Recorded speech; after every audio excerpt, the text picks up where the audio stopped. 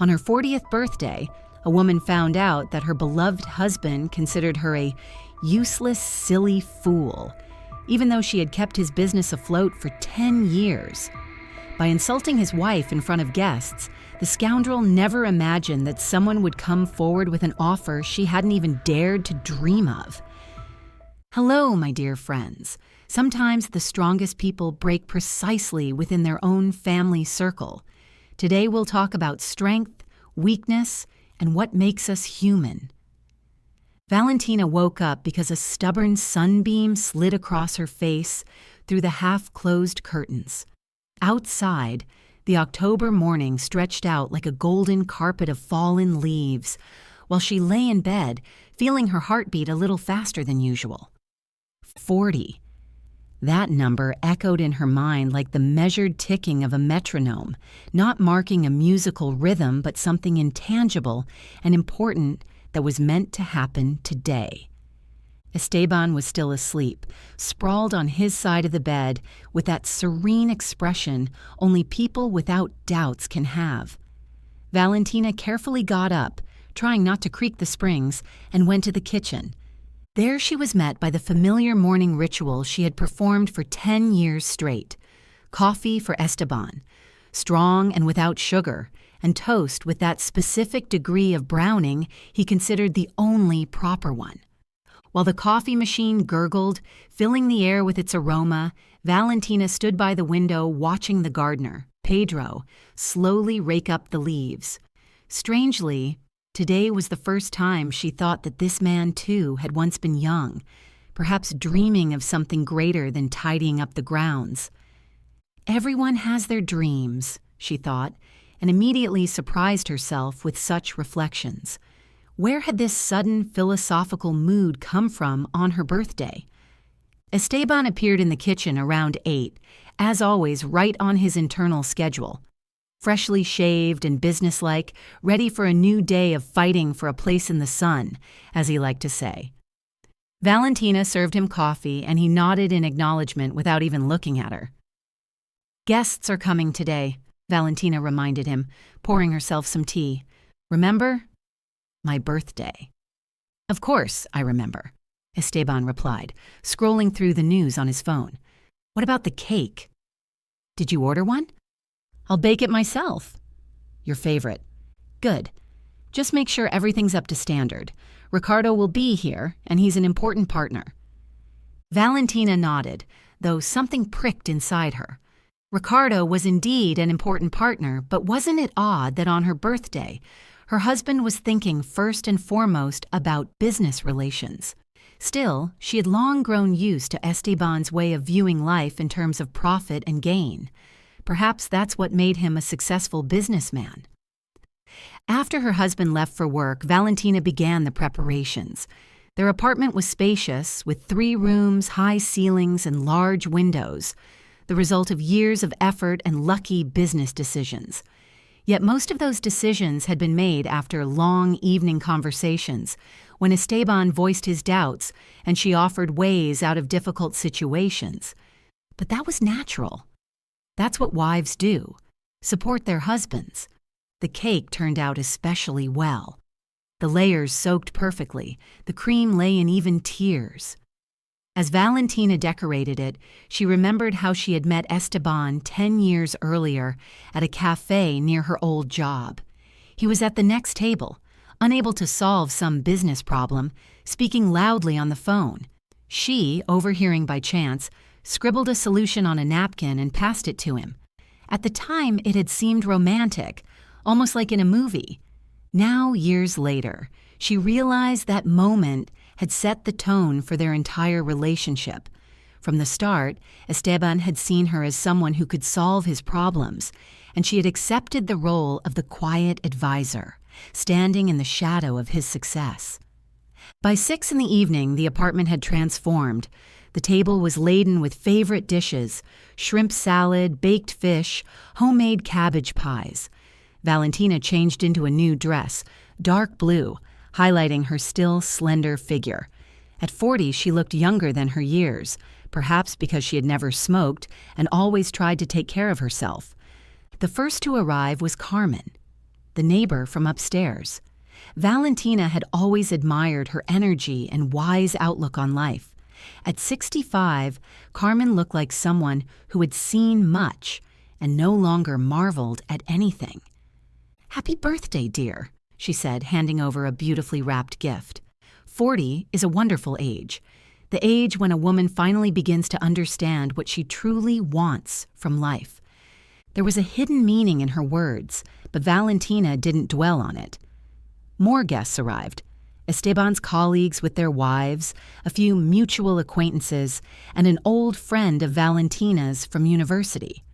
Ricardo arrived last, as always a little ceremonious and reserved. He brought a luxurious bouquet of white roses, her favorite flowers, though she had never told anyone. Strange that he remembered an offhand remark she had made a year earlier. "Valentina, allow me to congratulate you on this wonderful day," Ricardo said, handing her the flowers. "And let me also say that your role in the development of our shared business cannot be overestimated." Esteban, standing beside her, stiffened slightly but said nothing. A blush spread across Valentina's cheeks. When was the last time her husband had said anything like that to her? The dinner was lively. Everyone praised the food, especially the cake, and Valentina felt like the perfect hostess, able to create warmth and comfort. Conversation flowed easily, from everyday topics to serious matters, from memories to future plans. "You know," said Rosario, the wife of one of Esteban's colleagues, "I recently started working in interior design. At our age, it's so important to find new hobbies, something that brings you joy." "That's wonderful," Valentina replied. "I've always thought of trying event planning. I think I might have a knack for it." "Nonsense!" Esteban cut in sharply. "You already have plenty to do at home. All these hobbies are a waste of time." An awkward silence followed. Valentina felt her chest tighten, but she forced a smile and changed the subject. A little later, when everyone had relaxed and the atmosphere grew lighter, Ricardo brought up the company's future plans. "Esteban, I think we should consider expanding northward," he said, sipping his wine. "There are interesting opportunities opening up there." "I don't know," Esteban replied. "It involves serious risks." Valentina, who had been following the conversation closely, surprised herself by joining in. "What if you start with small projects? Test the waters, understand the market specifics, and only then make large investments." Several people at the table nodded approvingly. "That's a sensible approach," Ricardo remarked, looking intently at Valentina. "Gradual development of new territories is always less risky." "Yes," Carmen added, "gradual steps show wisdom, especially in matters full of unknowns." Valentina felt a surge of confidence. Her idea had been met with understanding, and it warmed her heart. But the joy was short-lived. Esteban set his glass down with unnecessary force, spilling wine onto the white tablecloth. "Valentina, my dear," he said, his voice edged with barely hidden irritation, "don't you think business matters are best left to those who understand them?" The guests exchanged glances. Carmen frowned. Ricardo stiffened. "But I only made a suggestion." Valentina answered quietly, feeling everything inside her tighten with humiliation. "A suggestion?" Esteban smirked, and there was something cruel in that smirk. "My dear, you're a wonderful homemaker, an excellent wife, but business is not your field. It takes a special kind of mind, an understanding of market mechanisms, and you, well, how shall I put it gently?" He paused, as if searching for words, but there were malicious sparks dancing in his eyes. "You're just a useless, silly fool who meddles in things that aren't her business." The silence that followed was deafening. It seemed even the street noise outside had faded. Valentina sat motionless, staring at her plate, and felt the world crumble around her. Not because of the words themselves. Words could be endured. but because of the indifference with which her husband had spoken them, as if he wasn't talking about a living person, but about some annoying obstacle. Carmen was the first to break the silence. "Esteban, I think you've had too much wine. Such words are unacceptable, especially on your wife's birthday." "No, everything's fine," Esteban replied, though his voice trembled slightly. "Sometimes you just have to tell the truth, even if it's unpleasant." Ricardo slowly set his fork down on the plate. His face showed such outrage that Valentina grew afraid he might say too much. "Esteban," Ricardo said very quietly, "I've worked with you for 3 years.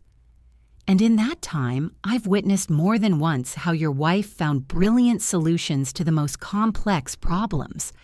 Do you remember the issue with the suppliers from the neighboring province or the situation with the warehouse rentals? In all those cases, it was Valentina who suggested the solutions that saved the company tens of thousands of dollars." "Ricardo, don't," Valentina whispered, but he didn't stop.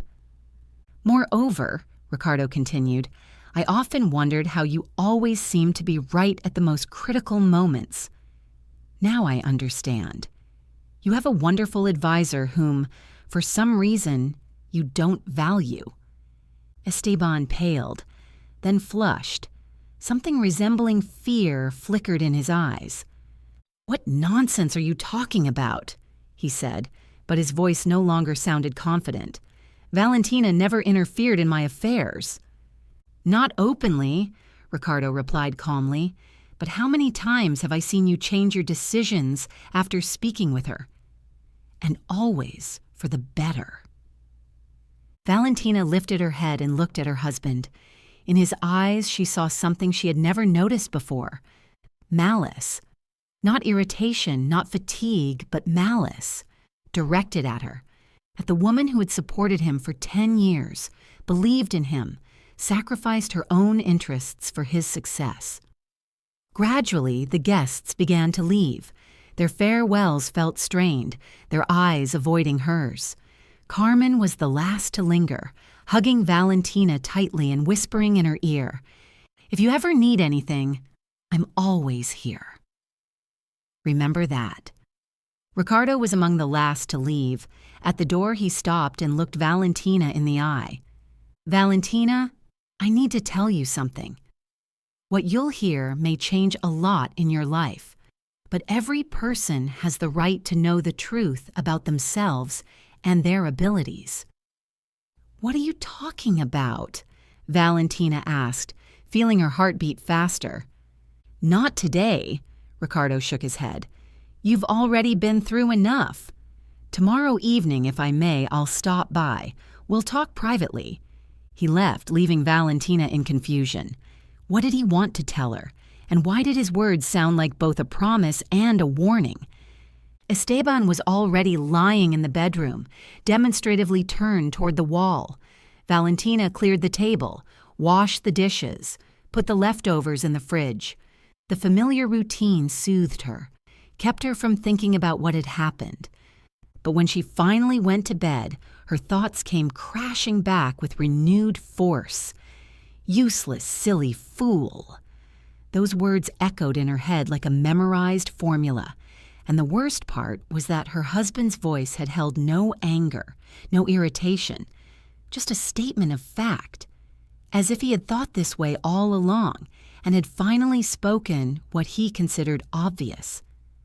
Outside, the city's night noises hummed, a barking dog, the rare passing car, and Valentina lay in the dark, for the first time in 10 years of marriage, honestly asking herself, what if all this time she had been deceiving herself? What if her role in their family really did amount to nothing more than cooking, cleaning, and nodding silently at the right moments? But then why had Ricardo spoken of her contribution to the business? Why had he listened so attentively to her suggestions? And what truth was he planning to reveal tomorrow? Valentina closed her eyes and tried to sleep, but sleep wouldn't come. Somewhere deep in her mind, an uneasy suspicion stirred. that tomorrow her life would change forever, and she wasn't sure if she was ready for such changes. Behind the wall, the old clock that had belonged to her grandmother ticked away the minutes until dawn, until the day that would mark the beginning of her true story. The next day began, as usual, with coffee for Esteban and strained silence over breakfast. Her husband leafed through the newspaper, pretending nothing unusual had happened the night before, while Valentina spread butter on her toast and wondered how many more mornings like this she would have to endure. Strangely enough, after yesterday's humiliation, she didn't feel so much pain as a kind of emptiness, as though a hollow had opened inside her that nothing could fill. "I'll be late tonight," Esteban said without lifting his eyes from the paper. "The meeting with the investors will drag on." "All right," Valentina answered, and her own voice sounded strange, mechanical, as if it didn't belong to her.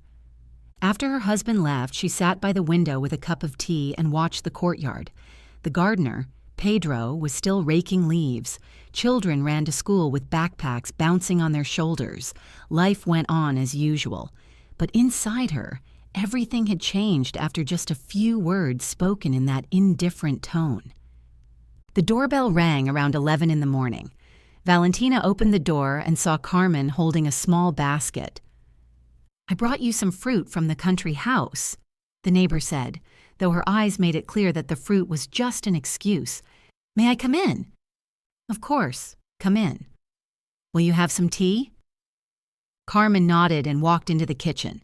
She moved unhurriedly, but with the confidence of someone who knew exactly why she had come. "How are you after yesterday?" she asked, sitting down at the table. "Fine," Valentina lied as she set the kettle on. "Everything's all right." "Valentina," Carmen said gently, "I'm 65 years old. I've seen a lot in life, and I know what a woman looks like when she's just realized she isn't valued." Valentina froze at the stove, her back to her guest. Something inside her clenched painfully. "Don't pretend everything's fine," Carmen continued. "What your husband did yesterday is unacceptable. To humiliate his wife in front of guests, that's cruelty." "Maybe he was right," Valentina said softly, still not turning around. "Maybe I really don't understand business." "Nonsense. Ricardo said plainly yesterday what role you play in the company's success, and that man isn't given to empty compliments." Valentina poured the tea and sat across from her neighbor. Carmen studied her face intently as if reading a book. "Tell me about yourself," she asked. "About the real you, not about the role of wife and homemaker you play." "I don't know what to say. I'm just an ordinary woman with an ordinary life." "And what did you do before marriage?" Valentina thought for a moment. Odd how rarely she remembered that earlier life. "I worked in an advertising agency. I was a project manager. It wasn't a very big firm, but I liked it. I had to solve difficult problems, find unconventional solutions." "And you were good at it?" "Yes, I think so. My boss used to say I had a talent for seeing problems from different angles." "And then you got married and quit your job?" "Esteban said his wife shouldn't work, that he could provide for the family, and I should take care of the home." Carmen shook her head. "You know, I had a similar experience. My first husband also thought a woman should stay at home and not stick her nose into men's affairs. I spent 20 years in the shadow of his success, thinking of myself only as an extension of his career." "And what happened then?" "He died of a heart attack at 52, and only then did I realize that in those 20 years I had lost myself. I no longer knew who I was, what I wanted from life. I had to start over." Valentina listened, holding her breath. There was something painfully familiar in Carmen's words. "But you managed. You have your own apartment, you're independent." "I managed. But it took me many years, when I could have avoided losing myself in the first place." The women sat in silence, sipping tea. Outside, the first snowflakes were swirling. Winter was arriving early that year. "Valentina," Carmen said at last, "I'm not urging you to make any radical decisions. But think about it. Is life really worth living if it's lived for someone else?" That conversation echoed in Valentina's mind all day. She cleaned the apartment, cooked a lunch no one would eat, ironed her husband's shirts, and tried to remember the last time she had done something solely for herself. It turned out it was very hard to recall such a moment. Around 7 in the evening, the doorbell rang again. Valentina opened it and saw Ricardo with a small folder in his hands. "Good evening, Valentina. May I come in? I promised we'd talk." Her heart began to race. She'd been thinking about this conversation all day and fearing it at the same time. "Come in. Esteban isn't home. He's at a meeting." "I know," Ricardo replied calmly. "I chose a time on purpose when we could speak in private." They went into the living room. Ricardo sat in an armchair and placed the folder on his knees. He looked serious, almost solemn. "Valentina, what I'm about to tell you may seem unexpected. But everyone has the right to know the truth about their abilities and achievements." "You're scaring me," Valentina admitted. "I don't want to scare you. I want to open your eyes. Tell me, where do you think Esteban's successful business decisions come from?" Valentina shrugged. "He's intelligent. He has a nose for promising directions. And have you never noticed that his most successful decisions come after your conversations?" "Well, maybe. We sometimes discuss work matters." Ricardo opened the folder and took out several sheets. 3 years ago, your company faced a supply problem. Do you remember?" "Of course. The main supplier broke the contract and orders had already been taken. And how did Esteban solve the problem?" "He found new suppliers in a neighboring region, though we had to rethink logistics." "And do you remember who first suggested looking for suppliers not in the capital but in the provinces?" Valentina thought. Her memory helpfully replayed an evening conversation in the kitchen when Esteban had come home upset and started complaining about an unsolvable problem. I said that prices are lower in the provinces and the quality is often better." "Exactly. And that idea of yours saved the company $15,000. Ricardo pulled out a few more documents. 2 years ago, there was an issue with renting warehouse space. Who suggested looking for warehouses not in industrial zones but in residential areas?" "I did. But that's just logical. In residential areas, the rent is cheaper and access isn't worse. Logical for you. Esteban was about to overpay for a prestigious address. Your proposal saved another $10,000 a year." Valentina was silent, digesting what she'd heard. Ricardo methodically listed the cases, and each one surfaced in her memory like a mosaic piece, forming an unexpected picture. "But why did you remember all this?" she finally asked. "Because I've worked with Esteban for 3 years, and I've seen how his enlightenment happens. First, he shows up bewildered, not knowing how to solve the problem. Then, usually the next day, he appears with a ready-made solution, and that solution always turns out to be very precise and unconventional. Maybe he's just good at analyzing information." "Valentina," Ricardo said gently, "I've been a businessman for 15 years. I know what it looks like when someone finds a solution themselves and when someone is repeating another person's idea. Esteban is always repeating." The room grew very quiet. Somewhere a clock was ticking. Outside, cars hummed by, and Valentina sat there feeling her notion of family life collapse. "Why are you telling me this?" she asked. "Because yesterday I saw your husband humiliate you, calling you useless. And I know that without you, his business would fall apart within 6 months. It's unfair. What are you suggesting? A scandal? A divorce? I'm suggesting you learn the truth about yourself and your abilities and decide whether you're willing to keep standing in the shadow of someone else's success. Ricardo stood, leaving the folder of documents on the table. Think about what I've said, and when you're ready for a serious conversation about your future, call me. After he left, Valentina sat in the armchair for a long time, leafing through the documents. Each page felt like a blow to her pride, and at the same time, a breath of fresh air. So she wasn't a useless fool. It turned out she had abilities that brought real benefits. But then why did Esteban treat her this way? Why did he take credit for her ideas and demean her? The answer came unexpectedly, like a flash, because he was afraid to admit that his success wasn't built solely on his own talent, afraid she would realize her worth and start demanding recognition.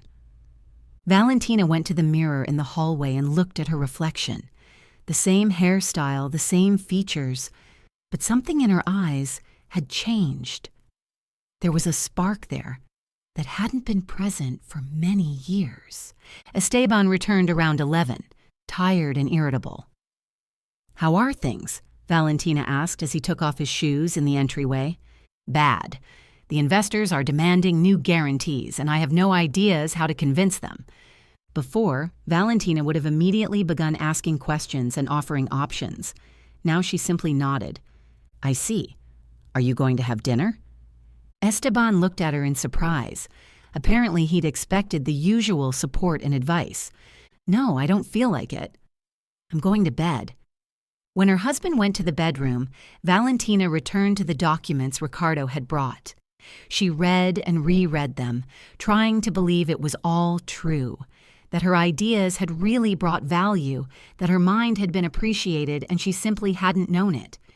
And in the bedroom lay a husband who had used her abilities for 10 years, passing them off as his own, and still considered her a useless fool.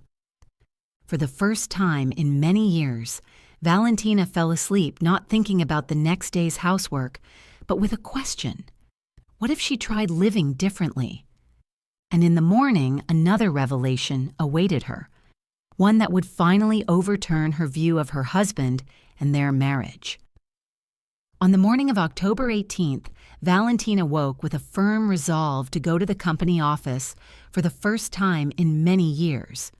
Not as the boss's wife dropping by to greet the team or bring homemade pastries, but as someone with the right to know what was happening with the business she had helped build.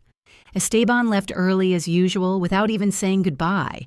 Apparently, yesterday's conversation with Ricardo had unsettled him more than a little. Valentina dressed in a strict gray suit she had bought a year before for some formal event, but had never worn. Looking at herself in the mirror, she thought she looked solid enough, like a businesswoman who knew her worth. Odd that it hadn't occurred to her to dress like this before. The office was in a business center on the 7th floor of a modern glass-fronted building. As the elevator rose, Valentina felt her anxiety grow. What would she say to the staff? How would she explain her appearance? And what if Esteban was right and she really didn't understand business? The secretary, Ophelia, greeted her with surprise but warmly. "Valentina." What a surprise. "Esteban is in the conference room meeting with clients." "I'm not here to see him," Valentina replied, surprised herself at the firmness of her own voice. "May I look at the documents for the latest projects?" "And speak with Gaston." Ophelia was taken aback. She clearly hadn't expected that request. "Of course, the documents are in shared access, and Gaston is in his office." The chief accountant, Gaston, was a man without illusions. 55 years old, he had worked his way up from a simple bookkeeper to the company's financial director. His office was like a fortress, folders stacked neatly, every document in its place, only the essentials on the desk. "Valentina," Gaston said, rising from his chair, "long time no see. What brings you to our humble abode? I want to understand the company's affairs, how we operate, what our prospects are." Gaston looked at her attentively as if assessing the seriousness of her intentions. Interesting. Does Esteban know about your visit? Not yet. This is my initiative. I see. The accountant nodded, pointing to a chair by the desk. Have a seat. Let's talk. The next 2 hours were a revelation for Valentina. Gaston showed her financial reports, explained the income structure, and spoke about key projects. And gradually, it became clear that many clients considered Valentina the business's informal partner. Look here, Gaston said, pointing to a chart. This project with the furniture factory. The client told me outright, "Your boss's wife is very smart. She immediately grasped the essence of the problem." And this contract with the retail chain, there the director actually demanded that you be present at the negotiations.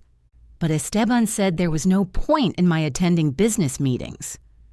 Esteban says many things, Gaston replied dryly.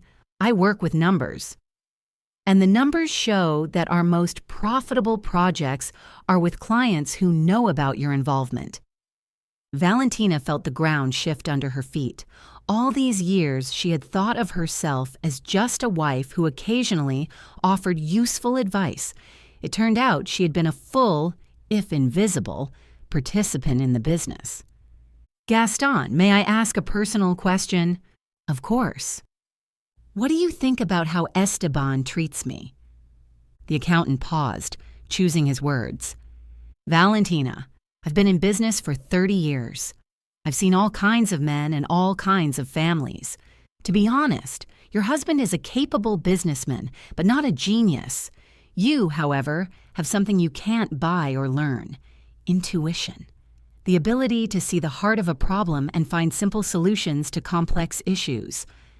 Then why does he... He's afraid, Gaston answered briefly, afraid to admit he doesn't do everything himself. That's hard for men. At that moment, the office door flew open and a young woman in a bright red dress appeared in the doorway. Valentina recognized her, Lucia, the new marketing employee Esteban had hired 6 months earlier. Gaston, I need... Lucia began, but seeing Valentina, she cut herself off. Oh, it's you, the boss's wife. There was thinly veiled hostility in her voice. Valentina was surprised. She had hardly interacted with this girl. Where did such an attitude come from? Hello, Lucia, Valentina replied calmly. What brings you here? Decided to check up on how we work? Lucia, Gaston said sternly, watch your tone. It's fine, the girl waved dismissively. I'm just curious why housewives come to the office. Wouldn't it be better to mind your own business, cooking, cleaning? Valentina felt her face flush. There it was, the attitude toward her in the team, a housewife with no right to a say in serious matters. You know, Lucia, Valentina said, standing to her full height, don't you think judging someone's abilities without knowing the person is, at the very least, unwise? I know enough, the girl shot back insolently. I know real businesswomen don't sit at home. They build careers. And those who live off their husbands shouldn't stick their noses into other people's affairs. Gaston rose from behind the desk. Outrage was written on his face. Lucia, you're crossing all the lines. Apologize immediately. For what? For telling the truth? For rudeness and ignorance, Gaston replied coolly. If you knew how many ideas for our company's growth came from Valentina, you'd hold your tongue. Lucia snorted mockingly. Yeah, sure. A brilliant housewife who's been sitting at home for 10 years and pretending to be smart. Enough, Valentina said sharply, and there was a tone in her voice she hadn't known she possessed. Young lady, you've been at this company for 6 months.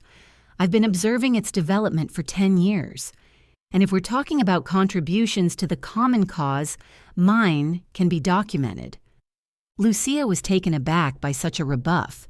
Apparently she had expected a browbeaten housewife and found a woman who knew how to stand up for herself. Gaston, please show Lucia the report on the furniture factory project, Valentina requested. Let her see whose idea brought the company $15,000 in profit. The accountant gladly produced the necessary documents. Lucia skimmed through them, and her expression gradually changed. "But that's impossible," she muttered. "Esteban always said it was his work." "Esteban says many things," Gaston noted dryly. "I deal in facts." Lucia left the office without a word, and Valentina remained alone with the accountant. Gaston poured tea from a thermos and gazed thoughtfully out the window. "Valentina, allow an experienced man to give you some advice." "Of course. Don't let anyone devalue your abilities, neither your husband nor strangers. You have a rare gift, seeing simple solutions to complex problems. That's worth more than any diploma or accolade." Valentina nodded, feeling something new strengthen inside, perhaps self-confidence, or simply a readiness to fight for her dignity. She spent the rest of the day at the office, reviewing documents and speaking with employees, and gradually an amazing picture emerged. Many on the team knew perfectly well about her role in the company's development. They knew and respected her for it. They had simply not dared to speak openly so as not to damage relations with the boss. In the evening, as she was about to leave, Ricardo approached her. "What are your impressions of your first day at work?" he asked with a hint of irony. "Educational," Valentina replied. "Turns out there was a lot I didn't know about myself." "And what will you do now?" Valentina hesitated. A good question. What should a woman do who, at 40, suddenly realizes she has spent the last 10 years living in an illusion? "I don't know yet. I need time to think it all over." "You have time," Ricardo nodded. "But remember, every day spent in the wrong life is a day lost." At home, Valentina found her husband in a foul mood.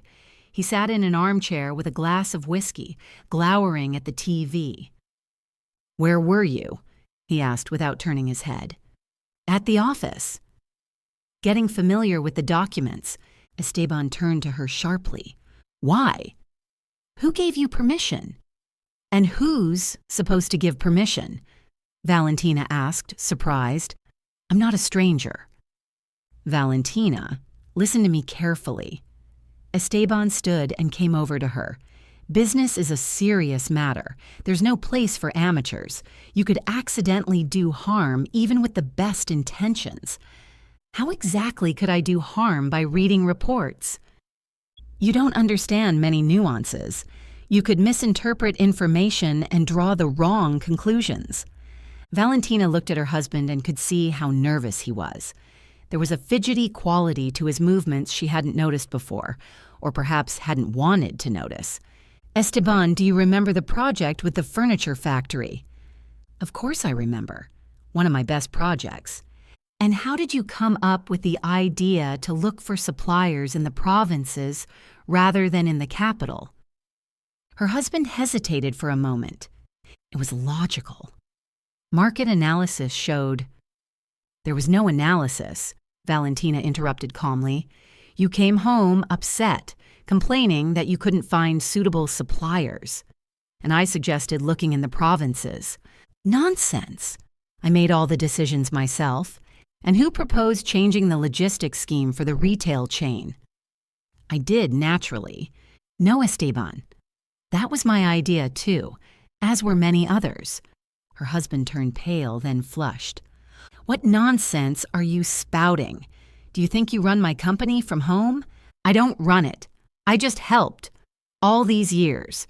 And you passed my ideas off as your own." "Listen," Esteban's voice hardened. "I don't know what that Ricardo has filled your head with, but you're talking utter drivel. You're a housewife, not a business consultant." "Maybe," Valentina nodded, "but a housewife whose ideas have brought your company hundreds of thousands of dollars." Esteban shot to his feet and began pacing the room. "You know what? Enough of this theater. As of tomorrow, stop going to the office and forget this nonsense altogether. You have a home and everything you need. Do your women's work and don't meddle where you don't understand." Valentina looked at her husband as if seeing him for the first time. How red with rage he'd become, how nervously his fists clenched and unclenched, how spiteful sparks danced in his eyes. This was not the man she had fallen in love with 10 years ago. Or perhaps it was, and she had simply failed to notice these traits. "And what if I don't want to deal only with the home?" she asked quietly.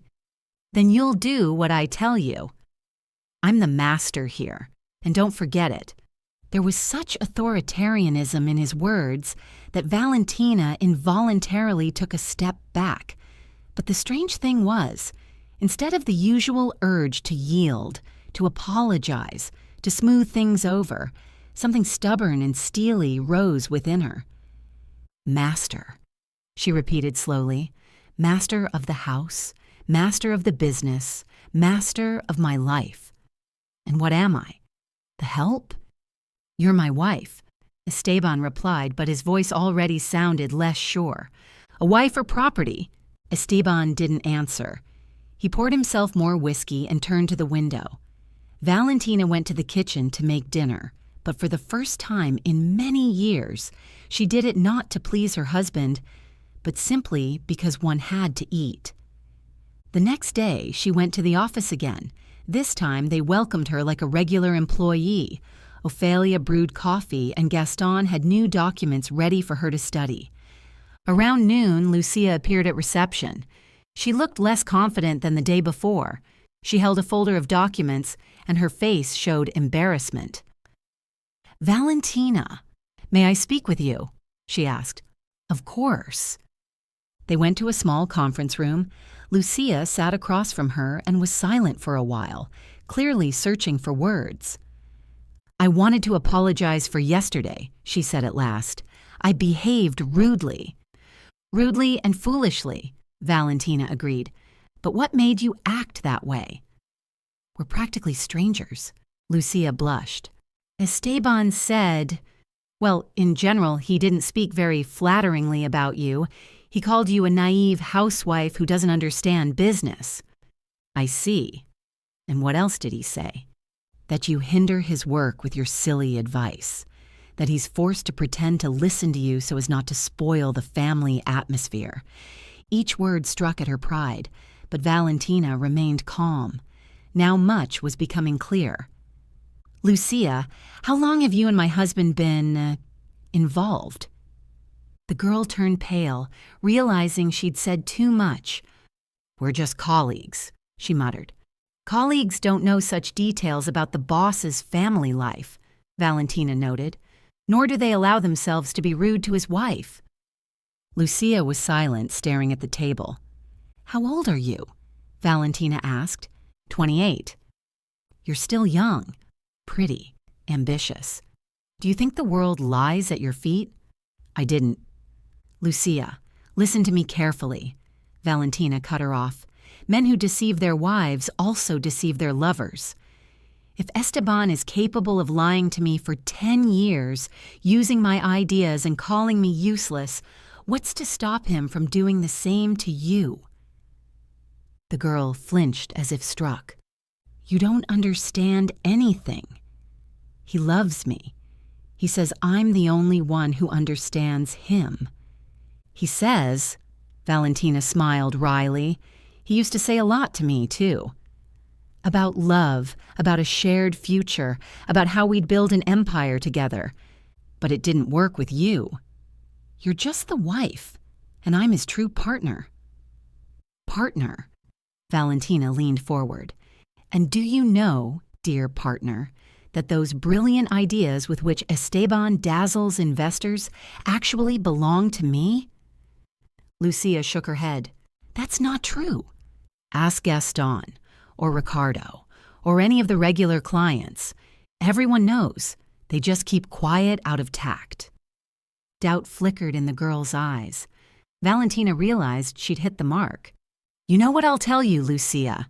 You're free to build a relationship with whomever you like, but don't rejoice at having won a man who betrays, because if he's betrayed once, he'll betray again." After that conversation, Valentina felt a strange relief. For the first time in many years, she didn't try to smooth over the conflict, didn't apologize for her words, didn't try to please everyone. And that sense of inner strength was more intoxicating than any wine. That evening at home, an enraged Esteban was waiting for her. "What do you think you're doing?" he shouted the moment she crossed the threshold. "Lucia told me about your conversation. How dare you insult my employee?" "I didn't insult her, I simply explained a few things," Valentina replied calmly, taking off her coat. "What things? Are you out of your mind?" "On the contrary, I'm starting to come to my senses." Valentina walked to the kitchen. Esteban followed her. "Listen to me carefully," he said, grabbing her by the hand. "No more trips to the office. No talking to the staff. You're humiliating me in front of the team." "I'm humiliating you?" Valentina pulled her hand free. "And how did you humiliate me the day before yesterday in front of our guests?" "That time you were sticking your nose where it didn't belong." "Into my own business, Esteban." "My own, because half of your company's success is based on my ideas." "Nonsense." "Utter drivel." "Then why are you so nervous? If it's really nonsense, what are you afraid of?" Esteban fell silent, but his face showed that a real storm was raging inside. And for the first time in many years, Valentina felt strong, ready to fend off any attempt to demean her. But the most interesting part still lay ahead. A revelation that would finally reveal the true face of the man she had lived with for 10 years. On the morning of October 26th, Valentina woke to the sound of a door slamming. Esteban had left for work without saying goodbye. In recent days, the house had been filled with a tense atmosphere, like before a storm, when the air turns thick and heavy. Every conversation became a hidden conflict. Every word was weighed and calculated. Valentina got up, made herself some coffee, and turned on the computer. Over the past few days, she had learned to use online banking, and now she was carefully studying the movements on their joint accounts. What she saw made her go cold. Esteban had applied for a loan secured by their apartment. A big loan, almost $100,000. In the purpose field, there was a vague investment in business development. But Valentina knew the company's financial situation. No urgent investments were required. She printed the documents and studied them carefully. It turned out the loan was to be issued in Esteban's name only, but with their shared apartment as collateral. Legally, it was possible, since the apartment had been registered to him before their marriage. But Valentina had been officially registered there for 10 years and had certain rights. Her heart pounded so hard it seemed the neighbors might hear it. Her husband was going to mortgage their home without even telling her. But the scariest part, what did he need such money for? Valentina called the bank, introduced herself as the borrower's wife, and politely asked about the status of the application. The bank employee explained that to issue a loan secured by real estate, the consent of all persons registered at the address was required. "So, without my signature, the loan won't be issued," Valentina clarified. "That's correct. It's a mandatory requirement. So sooner or later, Esteban would have had to talk to her. Why was he dragging his feet? And what would happen if she refused to sign?" Around 2 in the afternoon, Ricardo called. "Valentina, can we meet? I have important information." "Of course." "Where?" "At the cafe next to the office. Do you know it?" "I do. I'll be there in half an hour." The cafe was a small, cozy place with excellent coffee and homemade pastries. Ricardo was sitting at a table by the window, the familiar folder of documents in front of him. When Valentina approached, he stood and gallantly pulled out her chair. "Thank you for coming. Shall I order you something?" "Coffee, please." Ricardo signaled the waitress and ordered 2 coffees. Then he opened the folder and took out several sheets. "Valentina, yesterday you asked why I remember and document all this. I'll be frank. Because I intend to offer you a joint business venture. Valentina nearly choked on her coffee. What? I've been thinking for a long time about starting my own consulting company. I have seed capital, connections, experience, but I need a partner, someone with an analytical mind and an unconventional approach to solving problems. Ricardo, I dash dash. Wait, hear me out. I've been watching how you work for 3 years. Yes, work. You don't just sit at home doing nothing. Your ideas bring real profit. Your approach to analyzing problems deserves respect. Valentina was silent, absorbing what she'd heard. The offer of a joint business sounded like fantasy. Only a week ago, she had considered herself an ordinary housewife. But I don't have specialized education or experience. Education can be obtained. Experience can be gained. The talent to see the essence of a problem is a gift you can't buy. And what will Esteban say? What does it matter? You're an adult, independent woman. You have the right to your own career. Valentina thought for a moment. The right to her own career. When was the last time she had thought of herself in those terms? I need time to think, she said. Of course. But understand, this is a serious offer. I'm ready to formalize everything officially on equal terms. When Valentina returned home, Esteban was already there. He was sitting in the kitchen with a stack of papers, looking extremely pleased with himself. "Ah, you're back," he said without looking up. "Just in time. There are a few things you need to sign." He handed her several sheets. Valentina recognized the loan documents. What's this? A mere formality. Bank papers for business development. Sign here and here.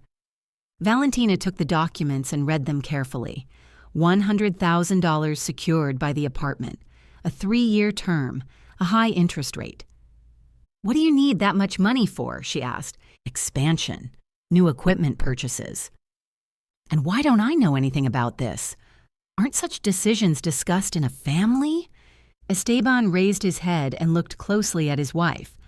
Irritation showed in his eyes. Valentina, we've already talked about this. Business isn't your sphere. Just sign where indicated. No. What? I said no. I won't sign until I understand what the money is for. Esteban turned pale, then flushed. Don't you trust me? Not much after what I've learned in the last few days. And what is it you've learned? He asked venomously. That for 10 years you've been taking credit for my ideas. That your colleagues know about my contribution to the company while you pretend it doesn't exist. And that you're having an affair with an employee who thinks I'm a useless housewife. Esteban froze. Surprise, anger, and something like fear flickered across his face. Where? Who told you? It doesn't matter who. What matters is that it's true. Valentina, listen. His voice softened. If this is about Lucia, it's a misunderstanding. We're just colleagues. Colleagues don't discuss the boss's private life in such detail. Fine. Suppose there was something between us, but it means nothing. You're my wife, the mother of my children. Valentina gave a wry smile. It was amusing how quickly Esteban had shifted from denial to excuses. Children? Alejandra is already an adult, living on her own, and she understands perfectly well what's happening in our family. What do you mean? I called her yesterday. I told her about our problems. Do you know what she said? That she'd long been waiting for me to finally open my eyes. Esteban sank into a chair. Apparently, he realized the situation was getting out of control. Valentina, we can discuss everything and find a compromise, but first sign these documents. It's really important for the business. First explain why you need the money, honestly. I told you, expansion. Don't lie, Esteban. I've studied the company's financial reports. No expansion is planned. He stood up and began pacing the kitchen. There was a hunted look in his movements. All right, he said at last. There are certain obligations. I need to settle with some partners. With which partners? It doesn't matter which. Sign and don't ask unnecessary questions. No, Valentina said firmly. I won't sign. Not until I learn the truth. Esteban spun toward her. Malice danced in his eyes. Listen to me, you stubborn fool.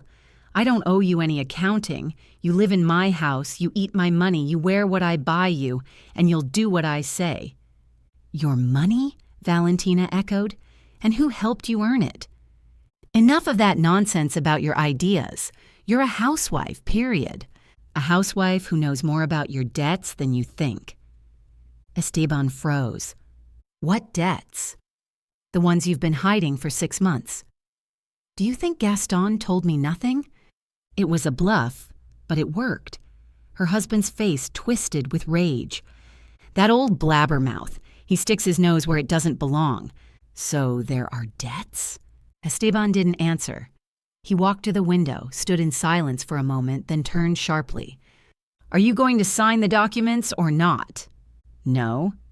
Then suit yourself. He snatched the car keys from the table and headed for the door. He stopped at the threshold and turned back. You know what, Valentina? I'm tired of your tantrums. Live as you like, but don't get in the way of serious matters. The door slammed so hard the glass in the cabinet rattled, and Valentina was left alone in an apartment that suddenly felt alien and cold. She sat down at the computer and began researching her rights in the event of a divorce. Strangely enough, for the first time, that word didn't frighten her. It seemed like a possible way out of a dead end.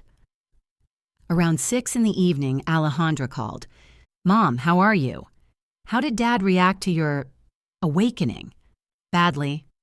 Very badly. Alejandra, can you come over? I need support. Of course. I'll be there in the morning. Valentina hung up and felt relieved. It was good to have a daughter who understood her. Esteban didn't come home that evening. Around 11, he sent a short text. Staying at a friend's, don't wait up. Valentina understood he wasn't with a friend, but with Lucia. And strangely, it didn't hurt. If anything, it brought relief. Alejandra arrived early in the morning, as promised. Tall and slender, with intelligent eyes and a determined chin, she looked like Valentina, but she had a modern self-confidence her mother had always lacked. Mom, her daughter said, hugging her, tell me everything from the beginning. They sat in the kitchen and Valentina recounted in detail the events of the past few days. Alejandra listened carefully, occasionally asking clarifying questions. You know what amazes me most? She said when her mother finished, that you put up with it for so long. Put up with what? The disrespect. I saw how Dad talked to you, how he devalued your opinion and pretended you didn't understand anything. But he wasn't always like that. Mom, he was always like that. You just didn't notice before, or didn't want to. Alejandra poured herself some tea and looked thoughtfully out the window. Remember how he reacted when I said I wanted to study economics? He said it wasn't a woman's profession. And when I started dating Juan, he spent forever deciding whether he was a suitable match. See? He's always thought he has the right to decide for others, and he treated you the same way. Valentina was silent, absorbing her daughter's words. Had she really been blind for so many years? Alejandra, what do you think about Ricardo's offer? I think it's your chance. A chance to finally do what interests you and be fairly rewarded for it.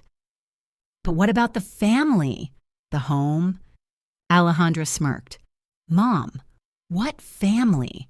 A husband who doesn't respect you and cheats with a young employee? A home where you feel like the help? But we've been together so many years. Time isn't an argument. You can spend your whole life in the wrong place with the wrong person, or you can find the strength to change everything. That evening, after Alejandra left, Valentina sat down at the computer and began searching for information on how to start her own business. She read late into the night, took notes, drew diagrams. For the first time in many years, she felt she was doing something truly engaging. Esteban showed up only 2 days later, late in the evening. He looked rough, rumpled shirt, unshaven face, red eyes. Apparently the revelry with Lucia wasn't all that satisfying. "Well, have you changed your mind?" he asked, dropping into an armchair. "Will you sign the papers?" "No." "Valentina, you don't understand how serious this is. I need that money." "For what?" "For business." "What business exactly?" "And stop lying to me." Esteban was silent for a moment, then sighed heavily. "There are debts. Serious debts." "To whom?" "To people you'd be better off not crossing." "How much do you owe?" $75,000. "For what?" Esteban stood and went to the window. With his back to her, the tension in his shoulders showed how hard this conversation was for him. 6 months ago, I decided to play the market. Go big. I took a loan from private lenders at a high interest rate. "And you lost?" "Yes." Valentina leaned back in her chair. So there it was. The reason he needed the money and the reason he'd been so on edge lately. "And now you want to settle up at the expense of our apartment?" "I have no choice, Valentina. These people don't joke. And I do have a choice. And I won't sign." Esteban spun around. Malice played across his face. "You won't? And where will you live if something happens to me? Is that a threat? It's reality. Sign and don't make things harder." "No." Esteban took a few steps toward her. There was an aggression in his movements that he had previously kept carefully hidden. "Sign," I said. "I won't." Then he raised his hand. For the first time in 10 years of marriage, he struck at her.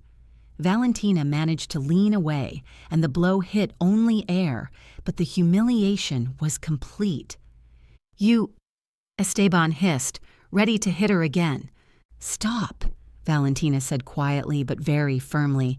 "If you touch me, tomorrow I'm filing a police report. And for divorce as well." Something in her voice stopped him.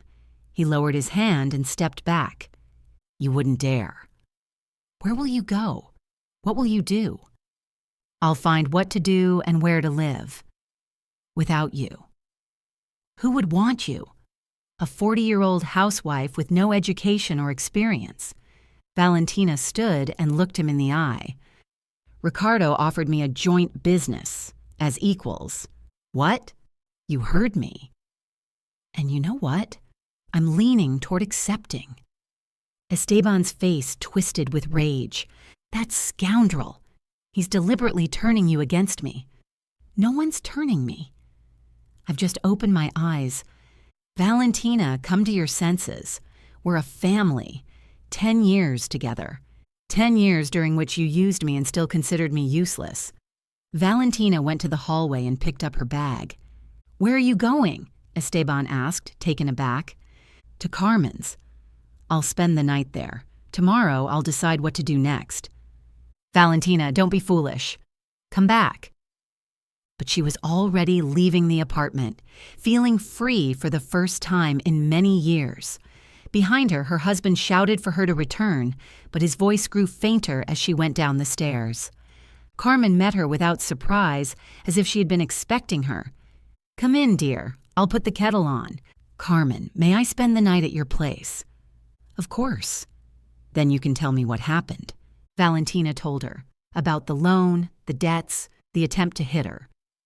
Carmen listened in silence, only shaking her head from time to time. "I see," she said when Valentina finished. "So the masks are off for good." "What should I do?" "What your heart tells you. Just listen carefully. Don't confuse it with habit." That night, Valentina lay on the couch in Carmen's cozy living room and thought about the future. For the first time in many years, it seemed uncertain, but not frightening. Rather, full of possibilities. And in her old apartment remained a husband with his debts, his mistress, and the illusion that he could control someone else's life. But now Valentina had the chance to show him how wrong he was. On November 16th, exactly 3 weeks after fleeing her husband, Valentina sat in a notary's office signing the documents to establish her own company. Her hand trembled slightly, not from fear, but from excitement. At 40, she was officially becoming an entrepreneur for the first time in her life. The notary's office was in an old building with high ceilings and creaking floorboards. Behind a massive wooden desk sat an elderly woman in a severe suit, methodically stamping the documents. Each thump of the seal sounded like a gavel, fastening a new fate in place. Ricardo sat beside her, carefully reviewing every clause of the partnership agreement. Over those weeks, they had held numerous meetings, discussed plans, divided responsibilities, and laid out a development strategy. Valentina was surprised to find that business negotiations genuinely delighted her. Those 3 weeks flew by like a single day, full of discoveries and important decisions. First, Valentina consulted a lawyer to understand her rights. It turned out she had more options than she'd thought. Marital assets were subject to division, and her contribution to her husband's business could be proven with documentation. "Valentina," the lawyer said, studying the materials she had brought, "you have solid grounds to demand compensation. Your participation in the company's development is supported by witness statements and documents." But Valentina didn't want to fight for someone else's business. She preferred the idea of creating something of her own, from scratch, honestly and openly. "Well then, partner," Ricardo said when the last document was signed, "you're officially a businesswoman now." "It sounds strange," Valentina admitted. "All my life I was just a wife, and now you are what you were always meant to be." "You know, Ricardo," Valentina said, neatly tucking away her copy of the documents, "when I was married, I always dreamed of my husband's recognition. I wanted him to say, 'Yes, you're smart. Yes, you matter.' Now I understand. The most important recognition is the kind you give yourself." "That's wise," Ricardo nodded. "And do you know what I like most about you? You haven't become bitter. After all you've been through, you've stayed open to new things. Bitterness is a luxury I can't afford. I have too many plans to waste time on resentments." They walked out of the notary's office into a fine drizzle. October was ending, and the city was preparing for winter. Street sweepers collecting the last leaves, utility crews insulating pipes. And for Valentina, a new life was beginning. First, she stopped at a flower shop and bought herself a bouquet of white roses, the same kind Ricardo had brought to her 40th birthday a year before. Back then, the gesture had surprised her. Now she understood. Ricardo had already seen in her not just another man's wife, but an independent person. Much had changed over those 3 weeks. Esteban had tried several times to contact her, calling, sending messages, even coming to Carmen's. But there was nothing to talk about. He suggested she come home and forget everything that had happened, but she could no longer imagine herself as the compliant wife. One conversation stood out in particular when Esteban came to Carmen's on a Saturday morning. Valentina was having coffee in the kitchen when the doorbell rang. "Carmen, I need to talk to my wife," she heard his familiar voice. "If Valentina wants to talk to you, she will," the neighbor answered coldly. "This is a family matter." Family matters are handled at home, not in someone else's apartment where the wife was forced to flee from violence. Valentina stepped into the hallway. Esteban looked rumpled and unshaven. Apparently his nights with Lucia brought him little peace. "Valentina," he said during that visit, "what nonsense is this? We're a family. You can't destroy what we've built for years." "What exactly did we build?" she replied calmly. "Your career at my expense? All right. Suppose I was wrong. Let's fix everything. I'll make you an official partner in the company." "Too late, Esteban. Much too late." "Why?" "You loved me." "I did," Valentina agreed. "I loved the man I imagined. It turns out I didn't know the real you at all." I'm the same man.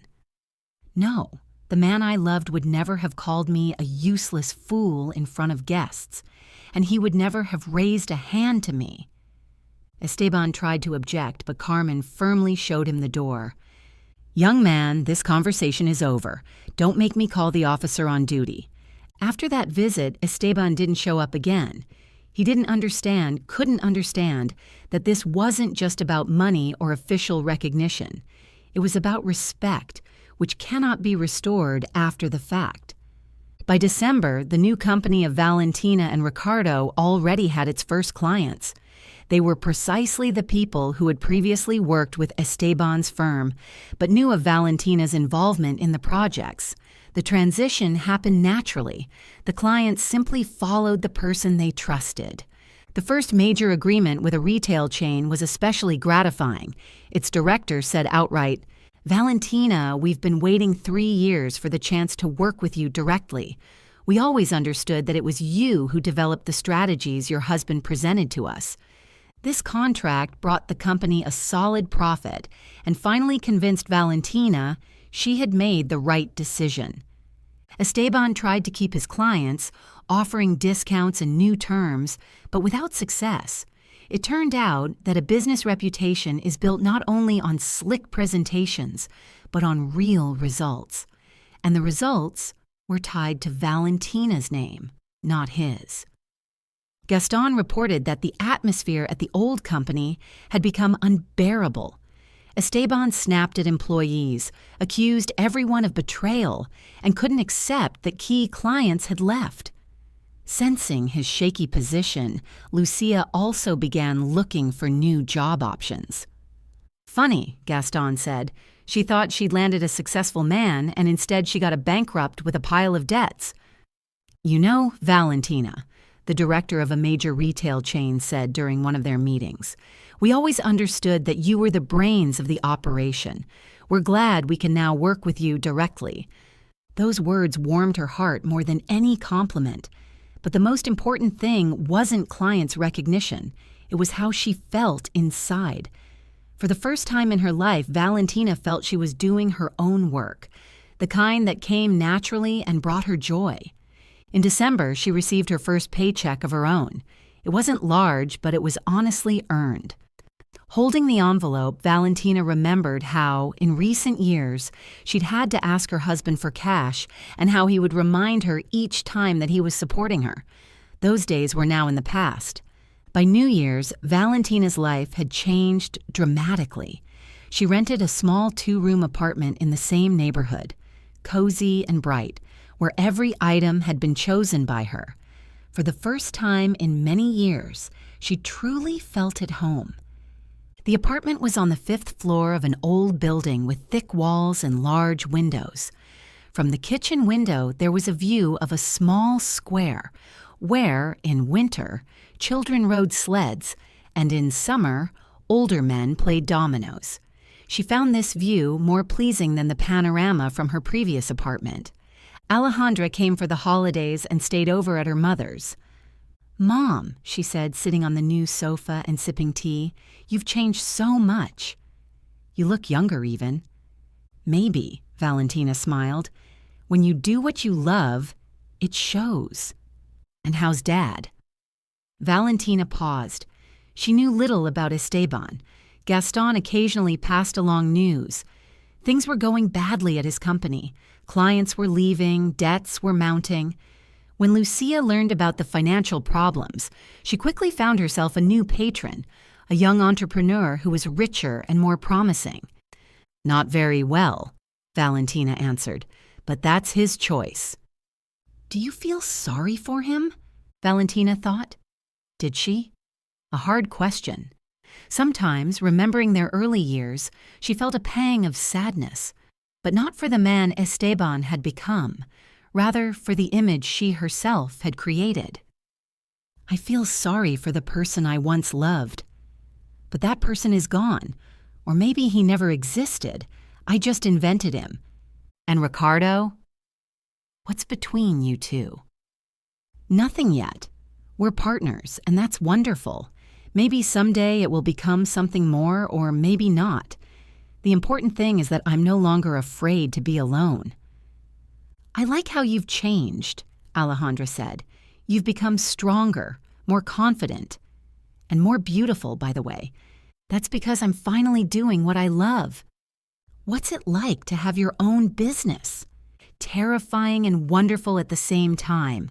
Terrifying because all the responsibility is on you. Wonderful because all the achievements are yours too."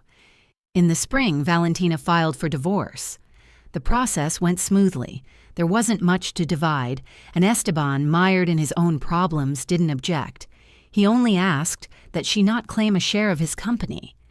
"Don't worry," Valentina replied. "I don't need your company. I have my own." Sitting in the courtroom, waiting to be called, she sat next to her lawyer and marveled at life's strangeness. A year ago, the idea of divorce had seemed catastrophic, the end of the world. Now it was simply the formalization of what had already happened. "Don't worry," the lawyer said. "It will go quickly. Your spouse isn't claiming your assets, and you're not claiming his business. Only the formalities remain. And alimony? Alimony isn't due for an adult daughter, and you now have your own income. Indeed, by spring, the company's revenues allowed Valentina to feel financially independent. It was an amazing feeling to know that the money in her purse had been earned by her own work. By summer, she had a small but stable business. The consulting firm specialized in helping medium-sized enterprises optimize their processes. Valentina had finally achieved what she hadn't dared to dream of, the chance to use her abilities as intended and be fairly compensated for it.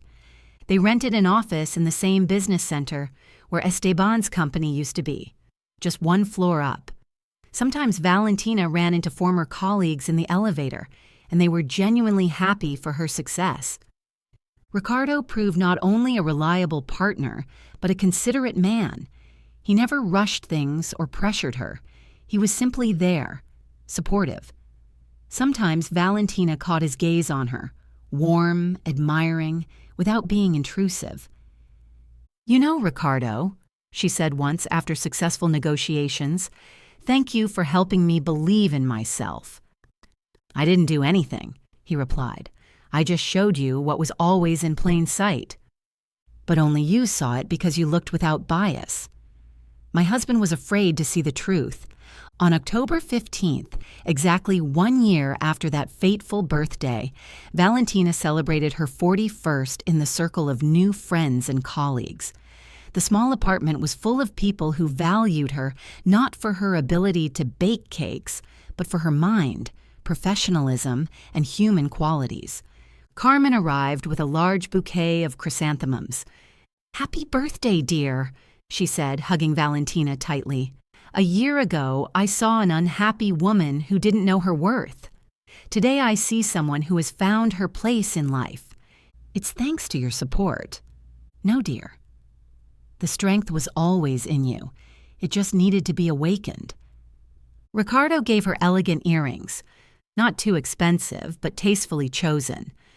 "From partner to partner," he said, handing her the box, "to a successful year of work." "And to a year of a new life," Valentina added. That evening, after the guests had left, Valentina stood at the window and looked out at the night city.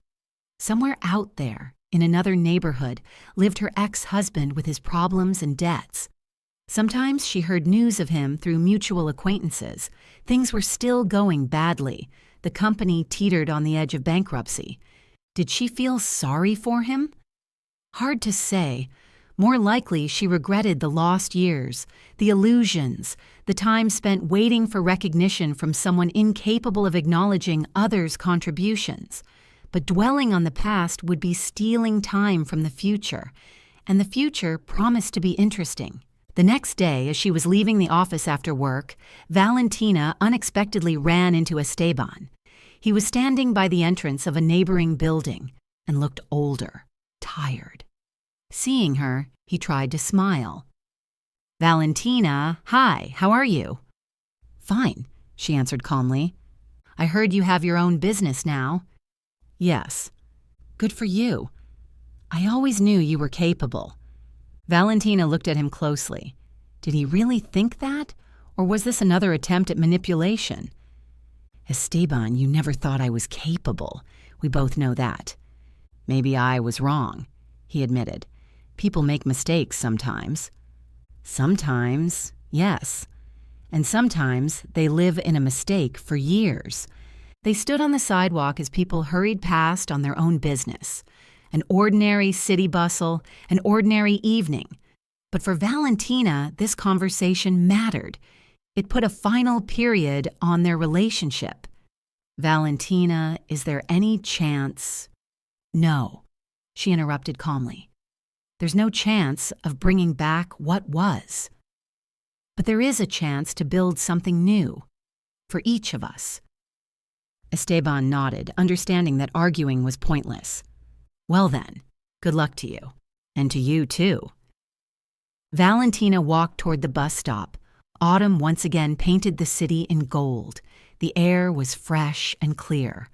Ahead lay an evening with an interesting book, plans for tomorrow, new projects, a life she had chosen herself.